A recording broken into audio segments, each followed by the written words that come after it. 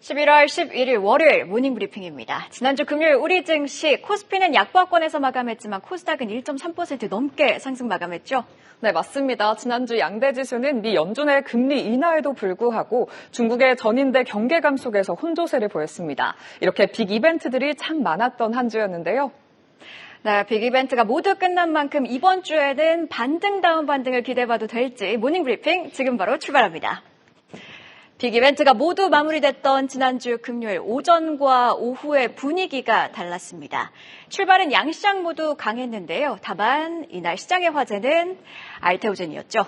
알테오젠의 기술 이전 소식이 들려오며 제약바이오주 투심이 개선됐고요. 수급은 바이오주로 쏠립니다. 또 LG에너지솔루션의 리비안 공급 계약 소식도 들려오면서 2차 전지주들이 반등을 했는데요.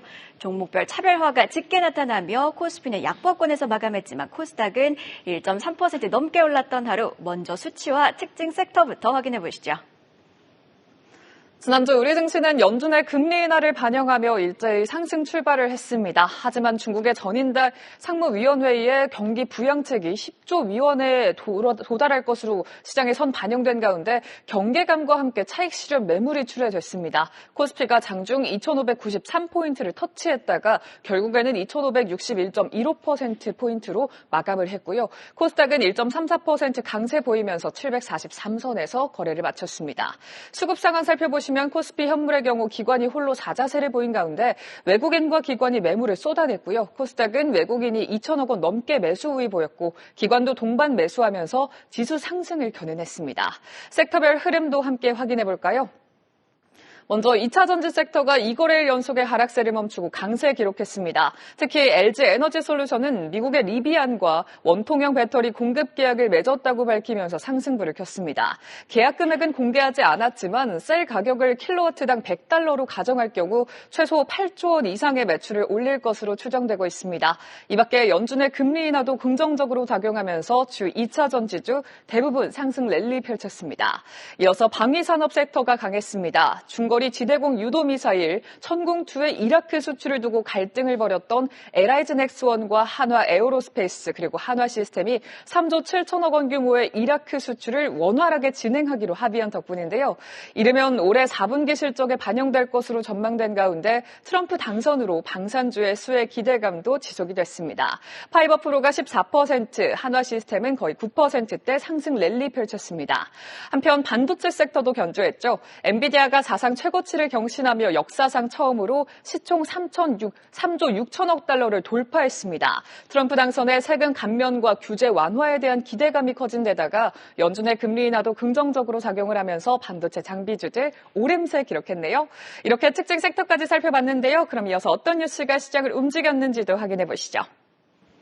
네, 이날 외국인 수급은 오후 들어 코스닥으로 이동합니다. 제약바이오주로 투심이 몰린 건데요. 이를 촉발한 첫 번째 헤드라인, 알테오젠, ADC도 뚫었다. 일본 기업 기술 이전 계약의 역대 최고가 경신입니다. 알테오젠 소식이 공시로 전해진 건 금요일 오후 1시쯤이었습니다. 알테오젠, 일본 다이치 산교에 총 3억 달러, 그러니까 4,200억 원 규모의 피하 주사 제형 플랫폼 기술 수출을 했습니다. 여기서 피하 주사란 혈관에 직접 약물을 주입하는 정맥 주사와는 달리 피하 지방에 약물을 놓는데요. 약물을 쉽게 투여할 수 있어 업계에서는 게임 체인저로 주목되고 있습니다. 일본 다이치 산교의 에너2의 경우 작년에만 3조 5천억 원이 넘는 매출을 올린 블록버스터 ADC고요. 이렇게 4세대 항암제인 ADC를 피하 주사 제형으로 개발하는 건 이번이 세계 최초입니다. 계약에 따라 알테오젠은 일단 계약금 280억 원을 수령하게 되고요. 향후 임상개발, 허가 등 절차에 따라 3억 3,917억 원을 추가로 받게 됩니다. 물론 판매 로열티도 별도인데요. 지난 2월 머크와의 계약에 이어 대형 기술 수출 소식이 들려오자 이날 온 시장은 알테오젠 이야기로 뒤덮입니다. 이날 알테오젠 홀로 코스닥 지수를 3.4포인트나 끌어올렸고요. 다른 바이오주로도 그 훈풍은 이어지며 전일 급락을 딛고 바이오주들은 반등합니다. 또 알테오젠으로 수급이 몰립니다. 알테오젠으로만 거래대금이 1조 2천억 원가량 쏠렸고요. 이날 거래대금 1위를 기록하기도 했습니다. 이날 알테오젠 15% 급등 마감하고요. 시가총액은 단숨에 23조 원대로 올라섭니다. 결국 궁금한 건 앞으로 그럼 어떻게 되느냐일 텐데요. 관련해서 KB증권 이번에 리포트도 한번 체크해 볼까요? 먼저 키워드, 중장기, 그리고 ADC 제형 임상 결과의 밑줄을 한번 쳐볼까요? KB증권, 이번 계약은 ADC의 피하주사형 개발의 신호탄이라고 평가했습니다. 아직 임상이 필요한 단계인데 임상을 통해 시장이 우려하던 ADC 피하주사의 독성, 용량, 그리고 용법 등에 대한 명확한 답이 제시되면 국내 플랫폼 기업들의 주가 레벨업을 점진적으로 기대해볼 수 있다고 진단했습니다. 주말 사이 알테오젠의 박순재 대표 언론과의 인터뷰에서 임상에 대한 자신감, 그리고 ADC뿐만 아니라 TPD, 즉 표적 단백질 분해제로도 피하주사 제형 확장이 가능하다고 했는데요. 계속되는 수출 소식으로 본격적인 K바이오 르네상스가 찾아오길 기대해봅니다. 자, 이번에는 두 번째 헤드라인, 미국 아이온큐 호실적 신고가, 국내 양자암호주도 훨훨입니다. 이날 양자암호 관련주들은 장 초반부터 강하게 움직였습니다. 아이온큐가 뭐길래, 양자 컴퓨터가 뭐길래 이렇게 시장이 움직였을까요? 양자 컴퓨터는요, 기존 컴퓨터와는 달리 큐비트를 기반으로 연산을 합니다. 기존 컴퓨터는 이진수, 즉 0과 1로 된 정보를 순차적으로 계산을 한다면 양자 컴퓨터는 0과 1이 중첩된 정보를 한 번에 계산을 합니다. 정리하자면 훨씬 더 빠르게 또 효율적으로 정보를 처리할 수 있어 AI 시대에 주목을 받고 있는데요. 여담이긴 합니다만 제가 신입 시절이었던 2021년 말 아이온큐를 집중 분석한 적이 있습니다. 상장제 코인 당시에도 서학개미들 사이에서는 아이온큐 꽤나 주목을 받았는데요. 미래 기술로서의 양자 컴퓨터의 가능성, 또 아이온큐 창업자가 김정상 듀크대 교수로 한국인이라는 점도 언론을 통해 부각이 되면서입니다. 김정상 교수는 올해 3월까지 아이온큐 CTO로 재직한 이후 지금은 학계로 돌아갔는데요. 아이온큐 사실 어떻게 보면 아픈 손가락 같기도 합니다. 신기술 기업이라는 특성상 주가 변동성이 굉장히 심했기 때문인데요. 그래도 보유하고 계셨던 분들은 아마 지난주 활짝 웃으셨을 것 같습니다. 아이온큐 지난 한 주 동안 66.9% 급등의 신고가를 기록합니다. 일단 3분기 실적이 비교적 긍정적이었습니다. 손실이 확대되긴 했으나 매출이 예상을 크게 웃돌았고요. 양자 네트워크 기업인 큐비테크를 인수한다고 밝히면서 사업 확장에 대한 기대감도 커졌습니다. 사실 결정적이었던 건 트럼프 재집권으로 인한 수혜 기대감입니다. 트럼프 대통령이 직접 양자 컴퓨터 활성화를 언급하기도 했고요.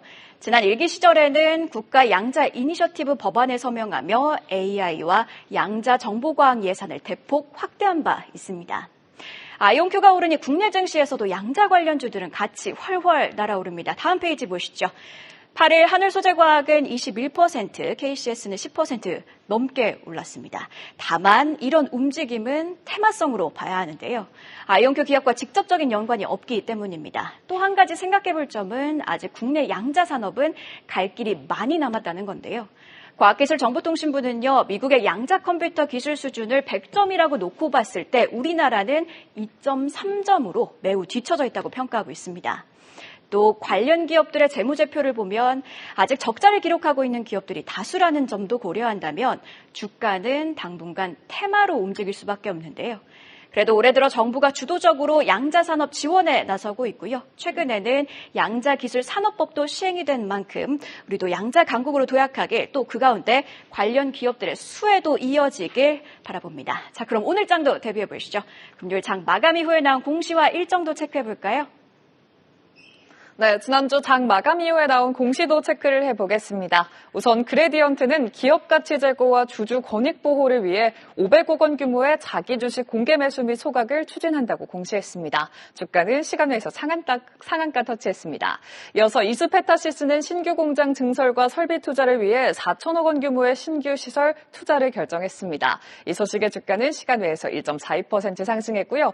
다음으로 실적 공시에 움직인 종목입니다. 지난주 인그루드랩 은 3분기 영업이익이 41억 원으로 작년보다 55.5% 감소했다고 공시를 했습니다.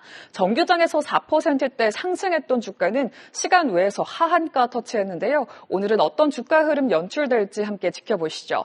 오늘의 주요 일정도 확인해 보겠습니다. 먼저 중국의 최대 쇼핑 축제인 광군제가 개최됩니다. 국내 기업들은 대규모 행사에 맞춰 할인 이벤트들을 쏟아내고 있는데요. 과연 화장품 등 국내 증시 관련주 주가에 어떤 훈풍 불 수 있을지 지켜보고요. 이어서 세계 최대 규모의 의료기기 전시회 중 하나로 꼽히는 메디카 2024가 오늘부터 14일까지 나흘간 독일의 뒤셀도르프에서 열립니다. 우리 의료기기 테마주 주가에 어떤 영향 미칠지 궁금하고요. 마지막으로 창사 후 첫 연간 매출 10조를 앞둔 네이버가 오늘 네이버 개발자 컨퍼런스에서 중장기적인 인공지능 전략을 발표합니다. 3, 4분기에서 사상 최대 규모의 영업이익을 경신한 가운데 미래 먹거리로 점찍힌 AI 기술이 네이버에 날개를 달아줄 수 있을지 주시해 봐야겠네요. 이렇게 공시와 일정까지 체크해봤습니다. 나올 패드는 모두 공개됐습니다. 미국 대선도 끝났고 FOMC도 끝났는데요. 다만 중국 증시 경기 부양 실망감 그리고 달러가 다시 강세를 보이면서 야간 선물이 하락한 점은 다소 부담스러운 부분입니다. 그래도 불확실성 해소를 더 높게 평가해 주길 바라며 한 발 더 들어가는 투자인사이트 모닝브리핑이었습니다. 계속해서 다양한 경제 이슈를 알고 싶다면 구독과 좋아요, 알림 설정 부탁드립니다. AI 캐스터 권미정이었습니다.